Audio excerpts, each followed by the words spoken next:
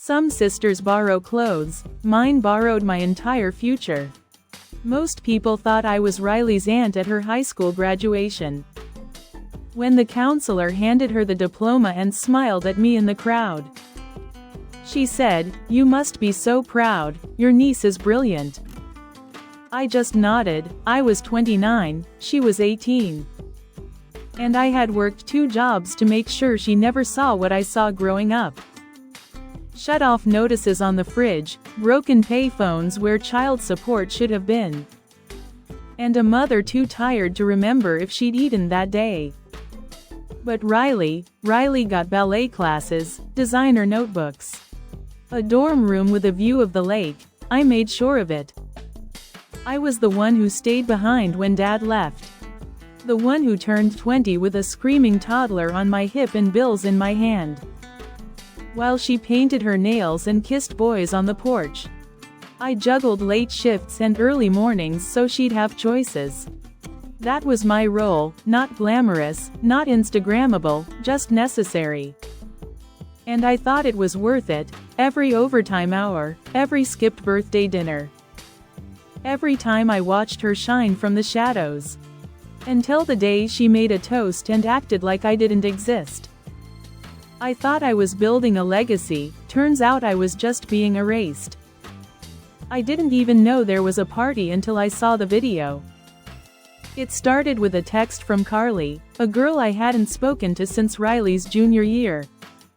No greeting, no context, just a link and 4 words. "You might want this." I tapped it on my lunch break, standing in line for a $4 coffee I couldn't justify but desperately needed. The video opened to a garden draped in fairy lights, champagne glasses clinking. Someone laughing too loud, then I saw her. Riley, in white silk, standing beside a man I'd only ever seen in holiday photos. His parents' anniversary party, she was glowing, confident, holding a microphone. And then she said it, "I was raised by a single mom who gave everything, even when we had nothing. I'm an only child, but I never felt alone." The words landed like glass in my chest. There was polite applause, someone wiped a tear. I stood frozen in line, the video still playing. The words echoing louder than the noise around me. Only child, single mom, never alone. I had just wired her tuition the day before. I was still paying off the braces she smiled with in that video. It wasn't just a speech, it was a rewrite. And she cut me from the script. I told myself it didn't mean anything, just nerves, just a mistake, just a moment. I tried to forget the video, tried to rationalize it. She probably panicked, I told myself, maybe it wasn't planned, maybe she didn't mean to say that. But 24 hours later, she texted me. "Hey, can you send $1,200 for housing? My loan's delayed again, love you." 3 heart emojis, no mention of the party, no thank you for the tuition, no apology. Just a link to her Venmo and a winking gif. I stared at the message for a long time. Then I opened my finance folder, every wire transfer, every bank statement. Every screenshot labeled, Riley. I wasn't her sister, I was her sponsor. And I realized she didn't forget me, she was hiding me. Because in her world, the one with wine tastings and linen napkins and curated dinner photos. I didn't fit, and worse than not being acknowledged, I was inconvenient. That's when it hit me, she hadn't erased me, she'd replaced me. And I was still paying for it. Sometimes the people who hurt you the most were once your lifeline. I hadn't been to Kelly's Diner in 5 years. The place hadn't changed, same ripped booths, same burnt coffee smell. Same woman behind the register with a voice like gravel and a stare that saw through your soul. Kelly once fired me when I fell asleep during a shift. I was 22, working doubles, trying to make rent and get Riley through junior high. She didn't yell, she just said, "Baby, you can't save anyone if you're the one drowning." Then she handed me a biscuit and a napkin and told me to sleep in my car. I didn't blame her. That day, I walked in and asked for a coffee.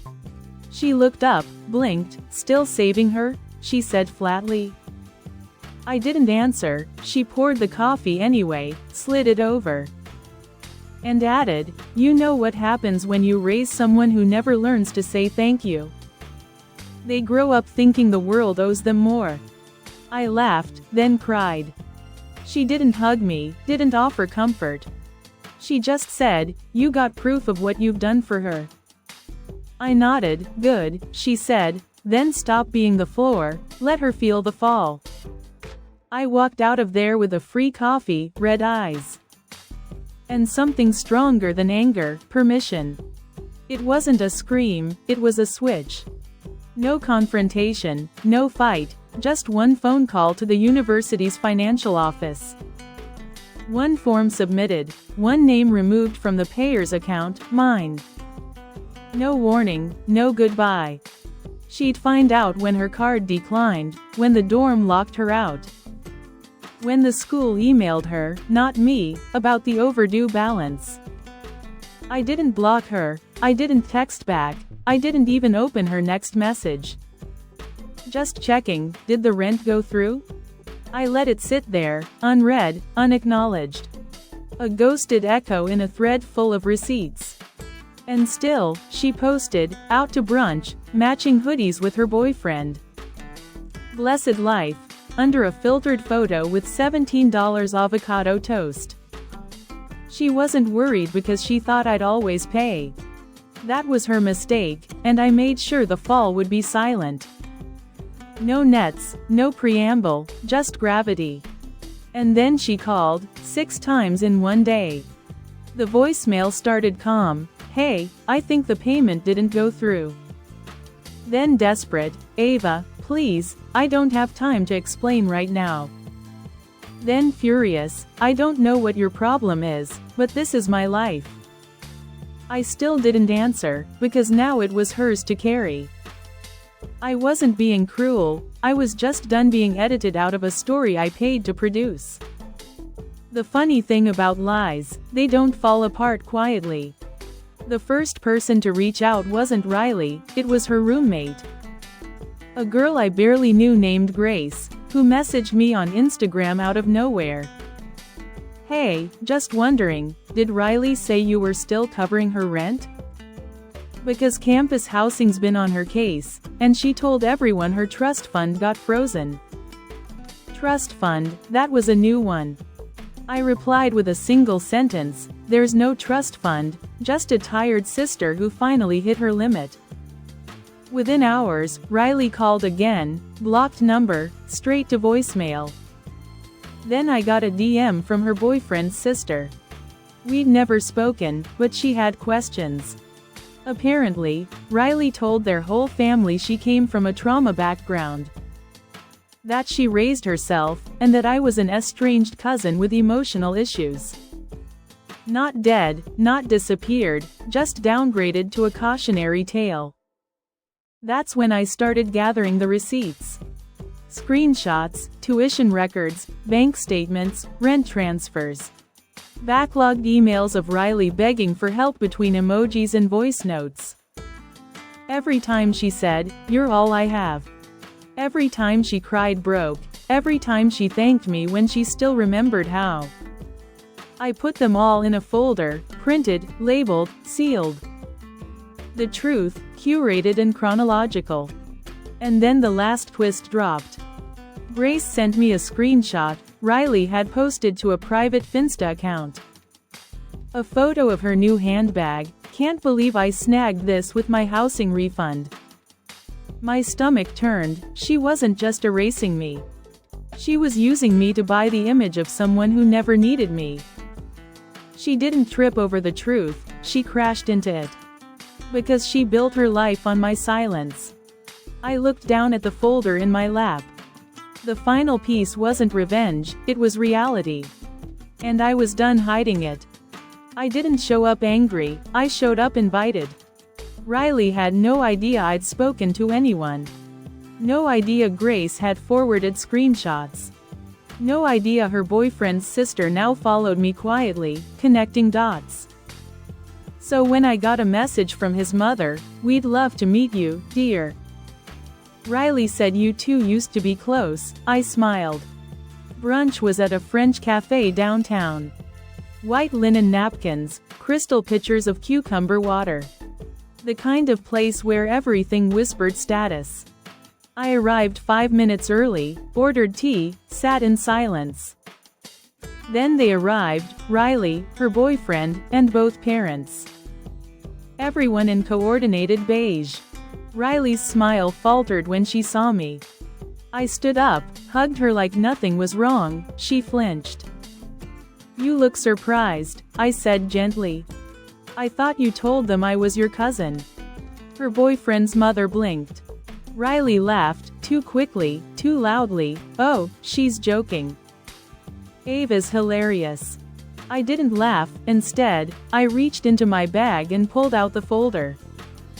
Labeled, "The Truth About Riley." I placed it on the table, calm, centered, heavy. "I just wanted to drop this off," I said. "A little timeline of who really raised Riley. And who really paid for the life she's pretending to have earned." I didn't scream, I didn't beg, I just delivered the truth. And let her try to outrun it.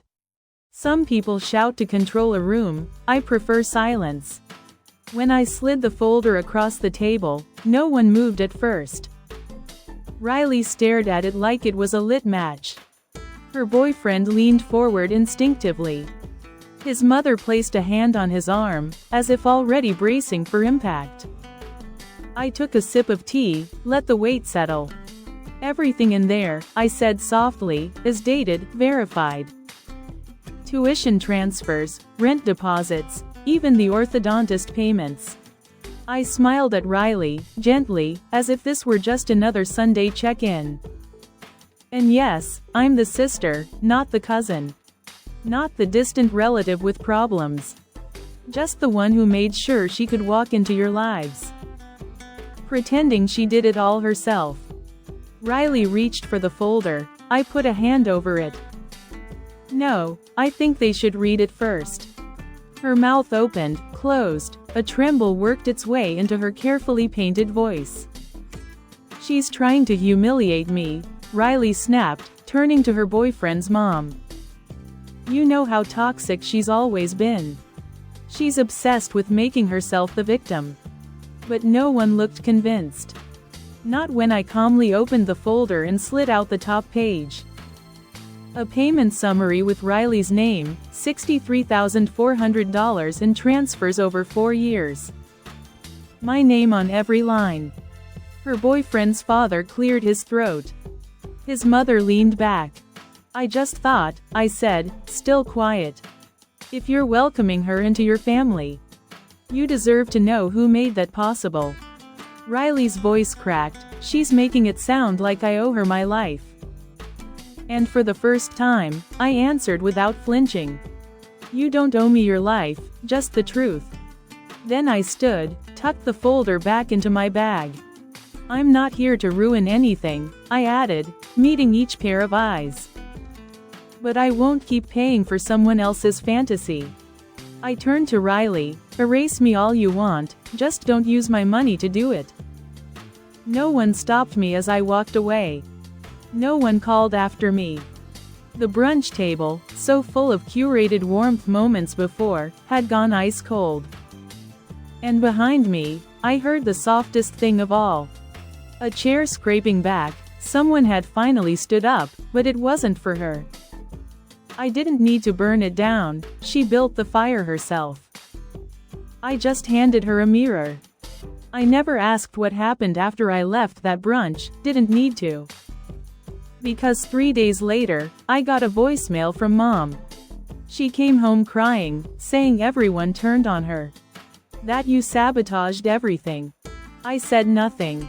Mom paused before adding, almost in a whisper, "For what it's worth, I think she needed the fall." Riley's boyfriend didn't post her birthday photos that year. The sponsored vacation stories stopped, her classes unenrolled, her social media private. I didn't bloat, I didn't stalk. But one day, while picking up groceries, I saw her at the pharmacy counter. Hood up, card declined, voice low as she asked if she could split the prescription. She didn't see me, and I didn't walk over. Because this wasn't a punishment, it was a return to reality. One she had outrun with my help for too long. I wasn't cold, I wasn't cruel. I was just no longer the net beneath her performance. She fell, not with drama, but with silence. The kind of fall that teaches you gravity always wins. When you forget who held you up. When you stop holding someone else up, your hands are finally free. I didn't throw a party, didn't post a quote about healing or boundaries.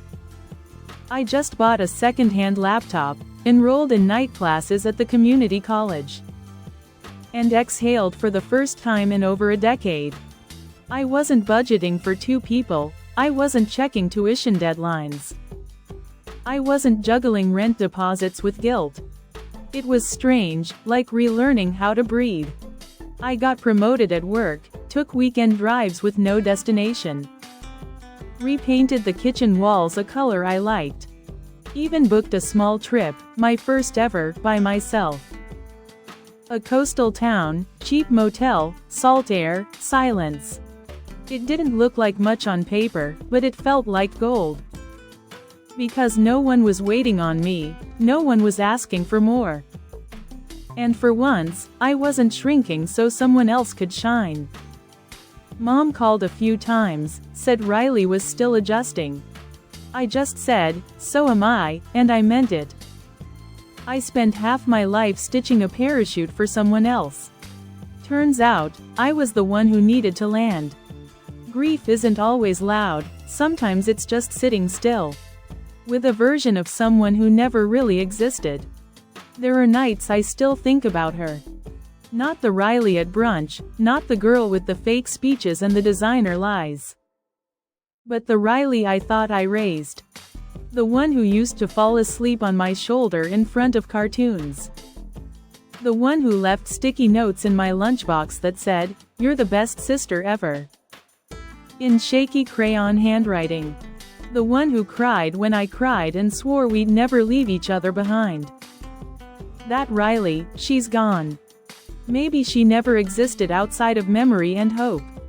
Maybe she grew into someone who learned how to smile through a lie and survive on performance. But I grieved her all the same. And I stopped trying to fix what wasn't mine to carry. I didn't block Riley, I didn't curse her name. I just let the silence stretch until it became peace. There's a difference between cutting someone off and choosing not to bleed for them anymore. It took me too long to learn it, and even longer to stop looking back. But these days, when I do, I don't ache, I just nod. Because that chapter ended, and I'm still here. Whole, quiet, free. Sometimes the betrayal isn't what they did. It's realizing who they were all along. And forgiving yourself for not seeing it sooner. They say history is written by the victors. But sometimes it's rewritten by the ones who survived quietly. I used to think love meant sacrificing until there was nothing left. That being the good one meant enduring, giving, forgiving. Until the people you saved couldn't remember you without the help. But that's not love, that's a vanishing act. And I refused to disappear again. So no, I didn't destroy her, I didn't ruin her future. I just stopped funding the fiction. I let the story unravel, let her rewrite me out. And then published the footnotes she tried to bury. Every transfer, every sacrifice, every silent yes that should have been a no. Paid for her rise, and when the fall came, I let gravity speak for itself. Because sometimes the loudest justice is walking away, while they still think you're coming back. Now I write my own chapters, I laugh without guilt. I say no without explanation, I build things for myself this time. And when people ask about her, I say, we grew apart. And I let that be enough. Because I didn't just cut her off. I reclaimed the author's seat in a story I'd been funding but never allowed to finish. She erased me to impress them. But I took back the pen and wrote myself back in.